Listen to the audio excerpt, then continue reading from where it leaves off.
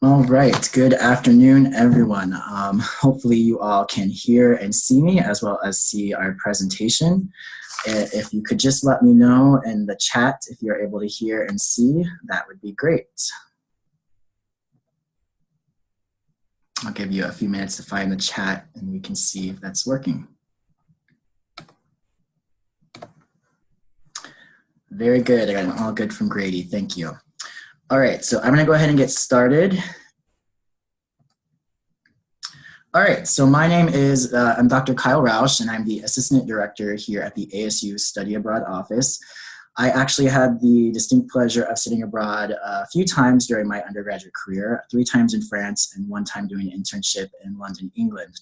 And so I'm thrilled to have worked with your students in some capacities to help them have similar life-changing experiences as was afforded to myself.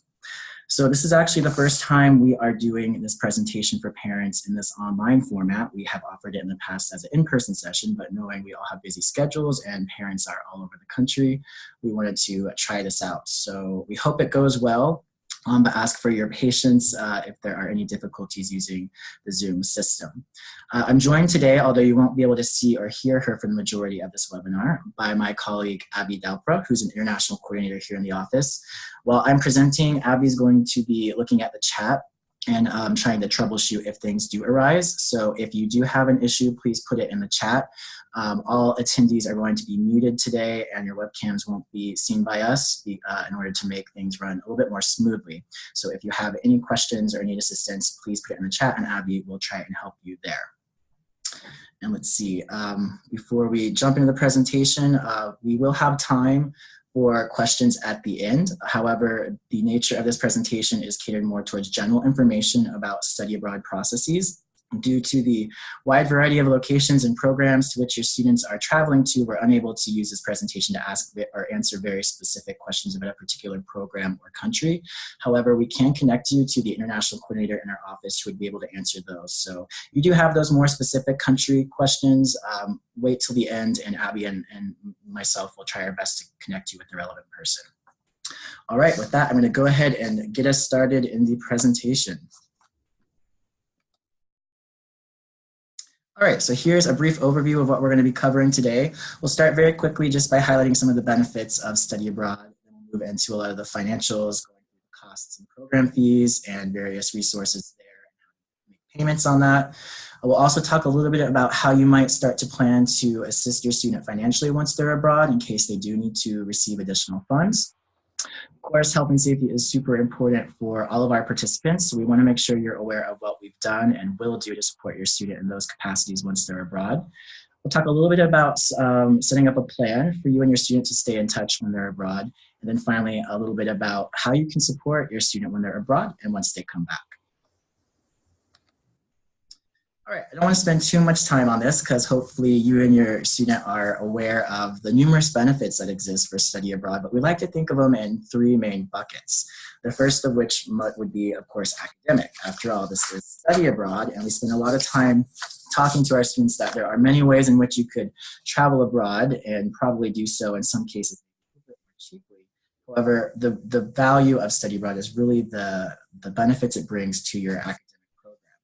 So on an ASU Study Abroad program, all students will remain ASU students, so they will not be taking a leave of absence. They don't have to worry about anything like that. Also, on each of our programs, students will be earning ASU credit. So no matter if it's a faculty-directed program or if they're going on an exchange program, once they come back, students will have that credit that will articulate into their ASU transcripts and affect their ASU GPA. So it's important that they understand that. But it also means that students usually can stay on track for their degree progress because they are earning those ASU credits. And finally, it provides a global framework to their academic degree program. Whereas, you know, it would be very easy for students to stay here and just take classes domestically. When they go abroad, oftentimes they have a chance to engage with their academic discipline in an international context. So then moving on to professional, I'm not sure if you're aware, but actually only 1.5% of American undergraduates participates in a study abroad experience. So just by very nature of the fact that your student has signed up to participate in a study abroad program helps set them apart from a lot of the other people who will be graduating in their classes. And so this can be beneficial for a number of reasons, one of which is, of course, they can list study abroad on their resume, talk about it in an interview setting, and employers do see value oftentimes in students having this experience. Around 90% of US college students who study abroad found a job within 3 to 6 months after their graduation. So it can be linked to helping them gain employment. And in our office, we do have resources for students when they come back to help them figure out how to put that on their resume, talk about it in an interview setting. Also, if your student is considering graduate school after they complete their undergraduate degree, study abroad can be a very attractive thing to consider putting on their applications for that. And finally, the personal benefits of study abroad. Many students report having increased self-confidence, gaining leadership skills, a newfound sense of independence, since for many students, this might be the first time they're traveling so far away from home by themselves. So there's a number of the personal growth elements that do come along with study abroad. So I'm sure all of you, maybe many of you have traveled abroad yourself and can relate to many of those aspects. But again, we're just super thrilled that your students will have the opportunity to derive these benefits from their experiences. All right, now jumping a little bit more into the weeds and perhaps information that you really are curious to know more about. We'll start with study abroad. So if you haven't been to our website yet, I highly recommend going to it. It's just studyabroad.asu.edu. And what you can do is ask your student to share the name of the program on which they're traveling, and you'll be able to look it up. The reason I recommend doing this is there's a lot of good information about the program on each program's page. Every single one of our programs also has what we call a program cost sheet. And the program cost sheet breaks out all of the costs associated with that particular program. So once you pull up your student's program, you can access their cost sheet, and there are going to be 3 main areas of cost on most program cost sheets. There is an application fee that students pay that's non-refundable. There is the program fee that students pay, and then there will be either an administrative fee oftentimes or a medical insurance fee. We're going to talk about this throughout the presentation, but all of our participants are covered through a comprehensive international health insurance plan. It depends on the type of program, which insurance policy they have, and so your student will have received information related to the policy they're receiving. So if you're curious about that, make sure you ask them and or get in touch with our office so we can share that information with you. So on the cost sheet, on the first half of it, you'll see those sections, and those are what we call direct billable costs. So once your student confirms to their program, we then place those charges on their ASU student account. Now the other half of the cost sheet is going to show you non-billables, and we provide those to show students other things that they need to be considering budgeting for when they're abroad. So for most of our programs, the international airfare is not included. Personal spending money obviously is not included. Some programs do have meals, whereas some don't. So if the program your student's on does not offer a lot of meals, we give them an estimate of what they might want to budget for food, cost of a passport, visa if necessary, etc. So all of those costs are non-billables, meaning they're not included in the program fees that students are paying to us. So we don't charge students that. So a lot of times students might get confused when they see that. Those, again, are just very rough estimates to help them prepare for their term abroad. So I encourage you to sit down with your student, pull up that cost sheet, and have a good conversation with them, especially about those non-billables and their lifestyle and how much they might eat and the budget they have, to come up with a really sound budget plan that will see them through the duration of their program. If you have any questions about the cost sheet when you're looking at it, you or your student can get in touch with the assigned international coordinator for that program, and all of our international coordinators are listed on the program pages that you will pull up. Okay, so study abroad fees continued. So as I mentioned, each one of our programs has a program fee, and what that program fee covers depends on the type of program your student's going on. So we have exchange programs, we have what we call partnership programs, where students are studying abroad with third-party providers of study abroad programs. We have faculty-directed programs where students are traveling abroad with professor. A subset of that is what we call our global intensive experience programs over spring break or winter break. So just to let you know, that's the variety of programs we have, and each one has a slightly different financial structure.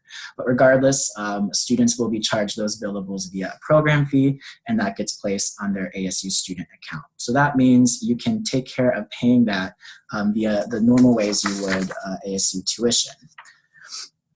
Related to this, though, a very important note is that all students, as part of their online application, before they were accepted to a program, were asked to sign a contract with our office agreeing that if they decide to confirm to a program and then have to withdraw at a later date, that they will be financially responsible for up to the full program fee. And this depends on the date of the withdrawal, because at some point we do have to make non-refundable payments to our on-site partners for your student.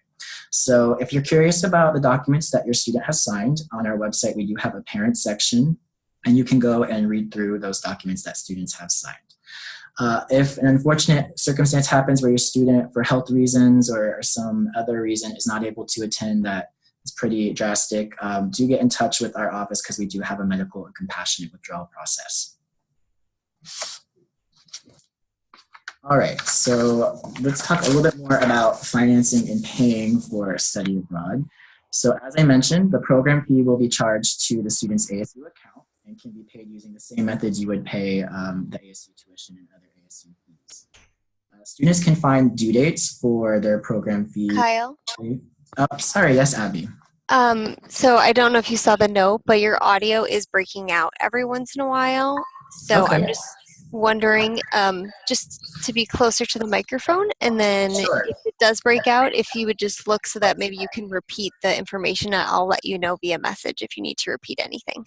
All right, let me see then if I can get my chat to show the entire time, because it's not showing while I'm presenting, so that way I can keep an eye on that. Sorry about that. All right, looks like I can, so I'm just going to minimize this.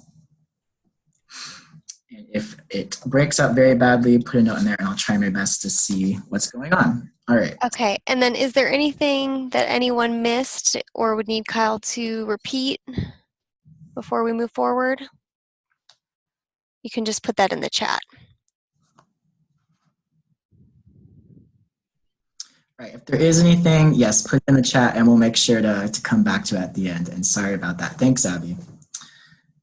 All right, so I was talking about program fees and paying for that. And so the program fee is charged to the student's ASU account, and students can pay that the same way they do their normal ASU tuition and fees. In terms of when program fees are due, those are also listed in the student's My ASU account under the Finance tab. So they'll be able to see the Study Abroad Office fee and the associated due date. There was an option for students to split their program fees in half into 2 equal installments, one being due 1 month and the other being due the month immediately after. And students were able to indicate if they wanted that option in their online study abroad application. And then concerning funding resources, we have a number of really good resources on our website. So if you go to that homepage, it's studyabroad.asu.edu. And in the middle of that page, there is a funding resources button. And that takes you to our page where we list various scholarships that students were able to apply for. And we also have information about using financial aid, so loans and grants. So if your student has any questions about any of the information on that page, the best thing to do is for them to get in touch with their international coordinator. But I want you all as parents to know that we do have funding resources available for students. Depending on when their start date is, especially for like our winter break programs, it might be a little bit too late in the cycle for scholarships, but certainly they can still discuss their financial aid options. Great. How is the audio working out? Is it a little bit better?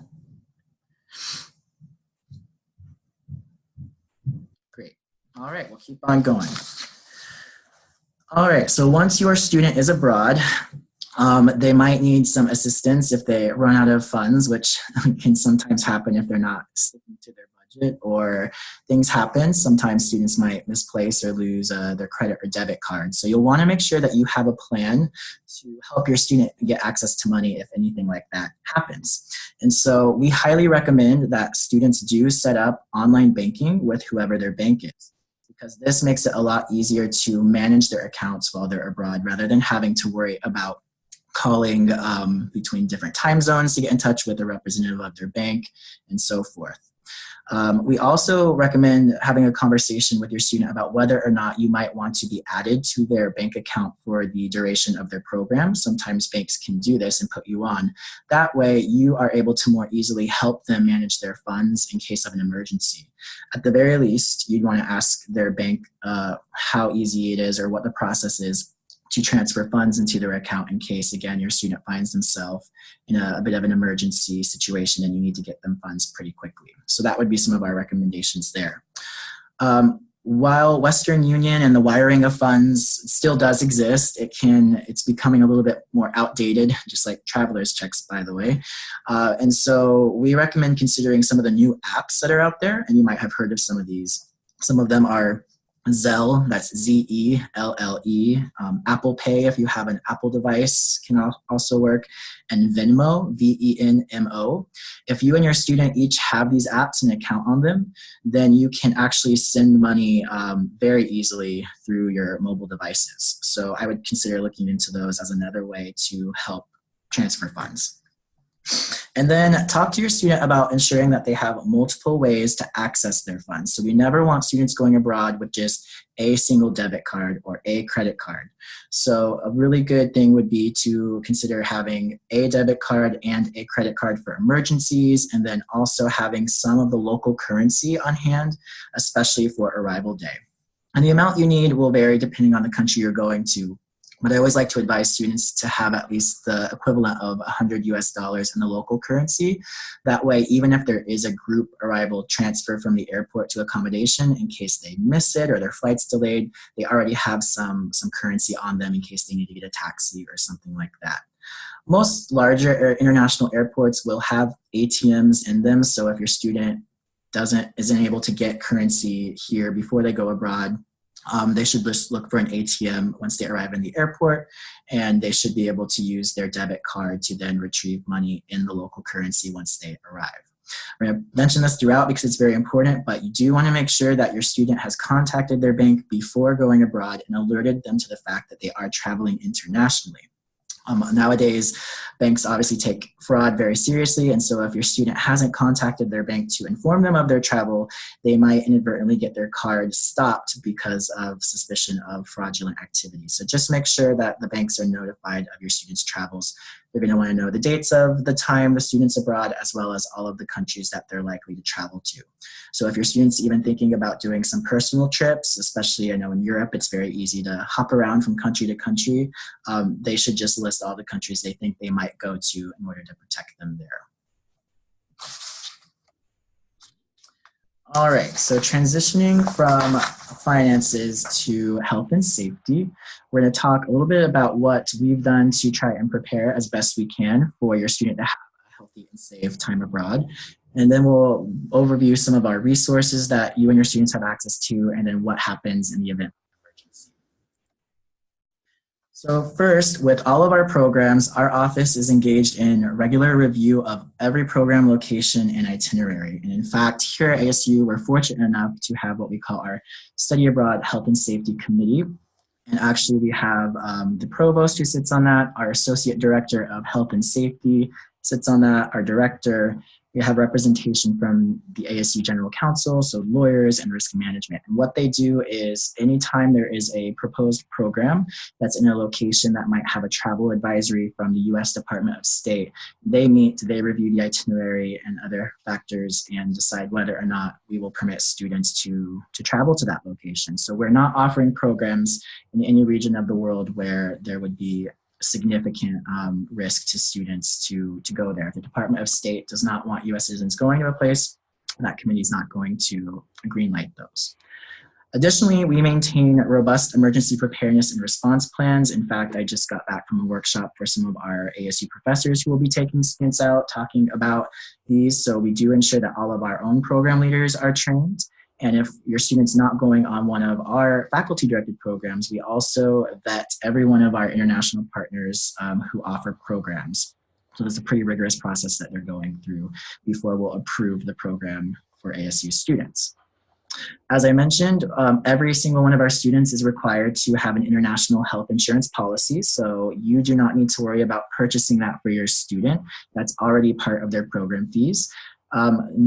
we have our own policy for ASU programs, and then many of our partners also have their own policies. So if you're curious about the specifics for your student's policy, just look up the international coordinator on our program page and they can get you access to information about that. But in most cases, it is very comprehensive international health insurance policy, and it oftentimes includes coverage for emergency evacuations. So in the unlikely event there's a natural disaster or a larger scale event and we need to have students evacuated from a country, these policies would cover that. In addition, a number of our staff are tasked with constantly monitoring on a day-to-day basis what's going on in the world. So we, myself included, get emails from a variety of resources, including the Department of State, OSAC, which you see there is the Overseas Security Advisory Council. And these are emails that tell us all of the not so great things that are going on in the world. And so once we see those, if there is an issue in a country or a city where we have students, we activate the university's resources to coordinate a response plan. So some of those resources, as I mentioned, the agencies we're working with: Overseas Security Advisory Council, that's a division of the Bureau of Diplomatic Security in the U.S. Department of State. And we also have our Associate Director of Health and Safety, who is working with a consortium of security professionals like himself, who work at 40 other colleges and universities. So hopefully this is just to show you that we take this very seriously, and we're fortunate enough at our university to be plugged into a lot of these great resources. So those were our resources. What do we provide to your student to make sure they're informed? In each student's online application, they have a section called Resources, and one of the resources listed in there is what we call our Traveler Health and Safety Resources. So we feel it's pretty important that since we have access to a lot of this information through the resources I mentioned, we want to make sure your students do as well. So we've PDF'd and made hyperlinks available in that resource, the Traveler Health and Safety resource, and students can read through the information there to be brought up to speed about any safety concerns that might be relevant to the region in which they're traveling, recommendations of parts of the city maybe to avoid. We also put information from the Center for Disease Control. So if your student's traveling to a region of the world where there are recommended immunizations, those things will be listed there.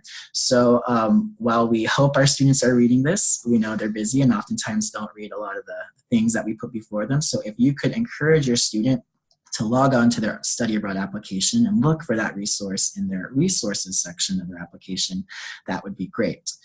We also provide the health insurance information that I mentioned in their online application. So that's a space where you can go and look for that.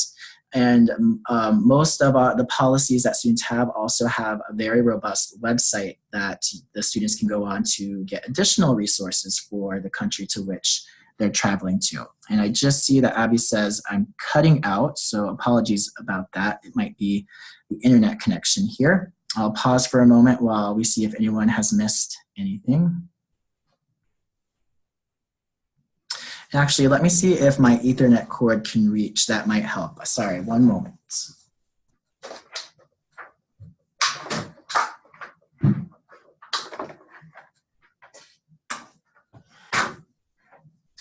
Right, it looks it will reach if I move my computer. So bear with me one moment and we'll see if this is better.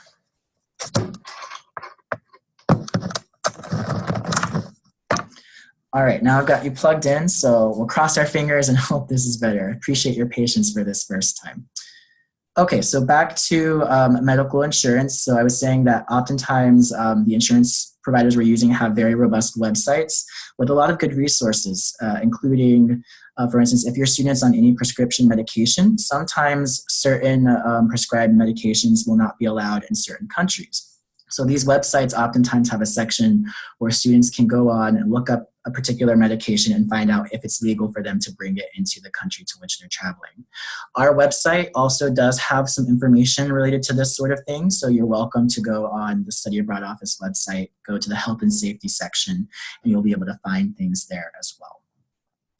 So your students will have access to emergency response and support no matter what program they're traveling on. So we do have a 24/7 emergency response number, and that actually routes to our ASU Police Department, and so that triggers then an emergency response phone tree. So that number is just 480-965-3456.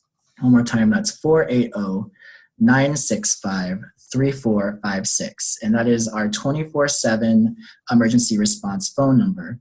And all the students are told that multiple times in their pre-departure orientations, their on-site orientations, and they receive it in multiple formats. So they should have that number as well. In addition to having that 24/7 number that they are encouraged to use in case there is an emergency though, on all of our programs, students will have on-site points of contact whom they'll be interested to and encouraged to reach out to in the event of an emergency. Obviously, we want to be notified here in Tempe if things are going awry, but it's very important that students reach out to that identified first point of contact on site, obviously because that's the person best suited to respond in immediate action. And then health insurance, so whatever policy your student is covered by that's provided by our office or our partners, there is usually a 24/7 number that students are able to call to seek assistance there. So as I mentioned, in case of an emergency, the best thing to do is, one, if it's an immediate medical emergency, is to seek medical attention. And we remind students that 911 is not universal, so they need to look up the local equivalent of 911 in their country, and certainly the staff on site to where your students traveling will provide that to them. And then, of course, calling our 24/7 emergency hotline in case they do need assistance from us. And then once they do that, that triggers a variety of things on our end. We are plugged into student rights and responsibilities here, counseling services we have on call if students need to talk to someone. And so it just depends on the nature of the emergency, what the line of action will be. All right, so hopefully that gave you some good information about health and safety. Now we want to talk a little bit about how you as a parent can support your students during their study abroad program.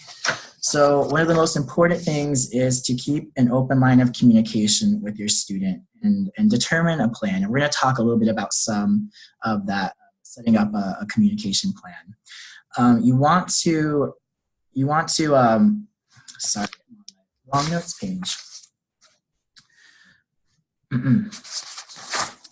There we go. So you want to encourage students to keep copies of all important documentation. So this would include making a copy of their passport. If your student had to obtain a student visa to enter the country, then making a copy of the visa would be good. Bank cards, so credit cards and debit cards, it'd be a good idea to make a copy of the front and back, because if the card goes missing, usually the information you need is on the back of the card. So all of those documents, make copies and make sure your students have a copy that they put in their carry-on luggage and their checked luggage. You have a copy. And then also we recommend digital copies that can be accessed in the cloud, on Google Drive, their email, just so that way they have multiple ways to access that. In the event your student misplaces their passport, it can be a tremendous help having that copy to get an expedited replacement. Make sure your student has the emergency contact list, so the number I mentioned, and then every program will also have additional phone numbers for in-country specific emergencies, so just make sure that they're keeping those on them. We recommend that they create even like a credit card sized version that they can keep in their wallet or in their purses with them and have that with them at all times. Ask your son or daughter to give you a copy of their program itinerary. That way you know where they are at any given day. Many of our programs are traveling programs and they move around a lot. So having a copy of that itinerary can be helpful. They usually tend to list where the students are staying and how to get in touch with them. So make sure you've asked for them to provide you with that. As we already discussed, you want to make sure your student has notified their banks prior to going abroad. And then want to have a plan, as we also discussed, to how you're going to get your student money in an emergency situation. And then finally, you want to create a communication plan with your student, and we're going to talk about that next. The last point on this slide is an interesting one. So if you don't already have a passport, get one. Many parents actually view this as a great time to go visit their students, so that can be an essential. But where this could really come into play is if an emergency does happen that would require you to go be with your student, obviously you'll need to have a passport, and so it can be a little bit complicated to get one last minute. So if you don't already have one, we always recommend that you consider getting one now. That way you're prepared for any event that might arise. All right, communication plans, very important. The reality is that when your son or daughter is abroad, communication could be different than what you're used to while they're here at ASU. Depending on where they're going, internet connections are very different. The cost of an international call is typically high and might not be feasible. And your student will be in a new environment and have a lot of opportunities that are begging for their attention. So even if they're really good about keeping in touch with you here at home, it might be a little bit different while they're abroad. So do prepare yourself that it could mean you're talking to your student significantly less, or in some cases, depending on the student, significantly more than you're used to. So we invite you to sit your student down prior to going abroad and kind of talking about what your and their expectations are around communication while they're away. Just make sure they have a good understanding of how often you will hope to be in touch with them. And similarly, we ask that you be flexible and understand that because international travel can come with a lot of unexpected things, to not jump to panic mode if you haven't heard from your student every day. A lot of times we find students just get super involved in their host city and kind of let things back home go to the wayside. So if you are ever concerned though, and you haven't heard from your student after a few days, you can always get in touch with our office and we can help and try and get them to contact you. But definitely make sure you told them you want to know when they arrive. It's always a little bit alarming how many students forget to check in on arrival day with people back home, and then we get calls here in the office asking if so-and-so has arrived. So reiterate to them how important it is to you that they notify you once they arrive. Great. So other ways you can support your student once they are abroad. When study abroad, we talk a lot about this idea of culture shock. So even if your student's going on a short-term program, most students will experience a degree of culture shock, especially if they've not traveled abroad before. They're encountering new people, unfamiliar situations, and even if they're traveling somewhere that might seem a bit familiar, like let's say London, the reality is things do end up being different. And so we talk to students how this is a normal part of the experience and they shouldn't be too alarmed if they are seeing some of the signs of this. The adaptation period will look differently for every student. Some may call home multiple times a day. Some might lock themselves in their room and only eat hamburgers because it reminds them of home. And some might even think they made a mistake by studying abroad. So where you can come in is if your student is, contacting you and they're sounding a bit aggravated, frustrated, maybe even a bit depressed, and they're not normally that way, or just unsure of their decision, is encouraging them, well, one, reminding them that this could be culture shock and it's perfectly natural part of the experience, but reminding them of why they made a decision in the first place, and that this is truly a once-in-a-lifetime experience. And if it is, though, to a level that is really debilitating, that there are resources for them where they can talk to local staff about what they're feeling or experiencing, or as I mentioned, be connected with counseling services professionals here back home to talk through any issues they might be having. So going off of that, you want to make sure, again, that you have that open line of communication with them. You can urge them to do what makes them feel comfortable at home. So a lot of times when students encounter this culture shock feeling, a good way to overcome this is by creating a routine and doing some similar things to what they might do at home. Have them reflect on the reasons why they decided to study abroad in the first place. I actually, during my internship in London for a semester, that was my fourth time abroad, I did not anticipate having culture shock or getting homesickness, and I actually did halfway through. And a really effective strategy for me was to create a checklist of all of the things I wanted to see and do for the remainder of my time there. And that really helped to snap me out of it because it showed me that my time was going by quickly and that, why was I sitting here missing home when I had so much I still wanted to accomplish? So there are a few different strategies you can employ, especially as someone whom your student trusts, to encourage them to work through this. So overall, be supportive and instill that confidence in your student that they can make it through. But again, if you are seeing or noticing patterns that aren't typical of your student and is causing you some concern, you get in touch with us and let us know, and we can consult with our on-site staff who will be best positioned to support the student. All right, we're nearing the end of our presentation. So a lot of times the conversation ends with culture shock, but returning home can actually be challenging for many of our students, and we call this the reentry phase. And in fact, there's even a term that's been coined called reverse culture shock. And so we always talk about the difficulties of going abroad, but at the end of the study abroad experience, it can be just as difficult. You might hear your son or daughter say, you know, it's amazing here. I never want to leave. I'm not coming home. But of course, your student will come home, and this can be very difficult. And so a lot of the difficulty stems from the personal and emotional and intellectual growth they've experienced while abroad. I recently went to a conference where a presenter talked about her study of students returning home. And she asked them to imagine they had cloned themselves before they had left, and their clone remained at home while they went abroad. And so then she said, now after studying abroad, was the student the same as the clone who remained home? And universally, every student exclaimed, no, the students could not see themselves fitting into the life they had left behind. And so that's really where this challenge of reverse culture shock can come into play.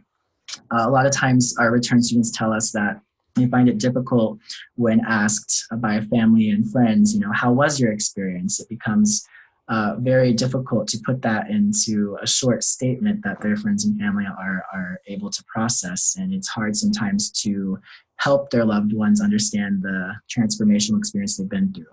So all that to say is be ready for the potential for your student to have some of these challenges when they come home, and try and be as open to listening to them as possible. I know a lot of times students can be so excited and want to talk about their program and their experience nonstop, and that can get a little bit annoying to many people that regularly interact with them. But they need a space to vent and to share all of the things they went through. And so in addition to you, our office does support reentry efforts as well. We do events that they can plug into. We have many international students here at ASU that they can get involved with. So there will be things that they can plug into here. So just encourage them to check in with us if they are having a particularly difficult time. All right, so that is what we had prepared for today. Again, I know many of you probably have very specific country or program questions. So if that's the case and you're unsure of whom to reach out to for those, you can email studyabroad@asu.edu and provide your student's full name, and then we'll be able to connect you to the right international coordinator for those very specific questions. But we do have a few moments. If you have kind of general questions about anything that's been shared thus far, we'd be happy to try and take those. So yeah, we'll just take a few minutes and give you some time to think. If you have questions, please feel free to put those in the chat. Otherwise, if you don't have any questions, feel free to sign off. Really appreciate your flexibility and patience. Again, this was our first time trying this, so apologies for the technical issues we experienced, but hopefully you got something out of the session. So I'll stay on for a bit, as well as Abby, and we'll take your questions. Thank you.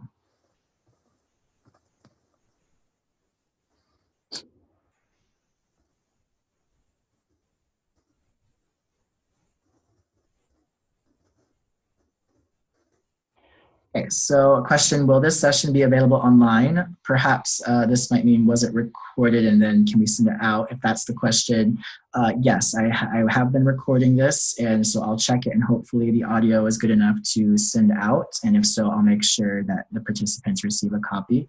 Just so you know, we're doing this one more time this semester on Monday at 6 p.m. Arizona time. So if the audio was giving you issues today, or you'd like to have another of your family members attend, you can check that out and register for it. We do have it listed on the parents section of our website. There are a list of items to bring, electrical adapters, things like that. So the short answer is yes, there is. The more difficult answer is that varies depending on the program and country to which your student's traveling. And the places that they're getting that information is in their pre-departure orientation, or their online student application under the resources section if they're working with a third-party provider on one of our partnership programs or our exchange programs.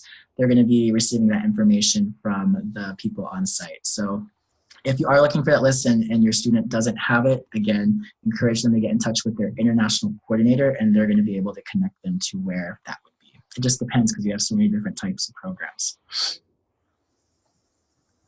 Good questions. Any more?